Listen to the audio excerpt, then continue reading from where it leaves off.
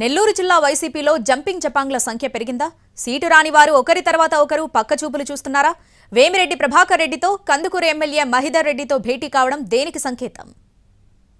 ఎన్నికల దగ్గర పడుతున్న కొద్దీ నెల్లూరు జిల్లా రాజకీయాలు రసవత్తరంగా మారుతున్నాయి. జంపింగ్ జపాంగ్ల సంఖ్య రోజురోజుకు పెరుగుతుండడం వైసీపీలో టెన్షన్ రేపుతోంది. మాచవరంలోని ఎమ్మెల్యే మానుకుంట మహిదర్ రెడ్డి నివాసంలో ఎంపీ వేమిరెడ్డి ప్రభాకర్ రెడ్డి భేటీ కావడం చర్చనీయాంశంగా మారింది. ఇద్దరు నేతలు సుదీర్ఘ మంతనాలు జరిపినట్లు తెలుస్తోంది. ఎంపీ వేమిరెడ్డి తనతో పాటు మహిదర్ రెడ్డికి కూడా టీడీపీ తీర్థం ఇప్పించబోతున్నారన్న చర్చ జోరుగా సాగుతోంది. ఇటీవలే వైసీపీకి రాజీనామా చేసిన ఎంపీ వేమిరెడ్డి రేపు చంద్రబాబు సమక్షంలో టీడీపీలో చేరేందుకు రంగం సిద్ధం చేసుకున్నారు.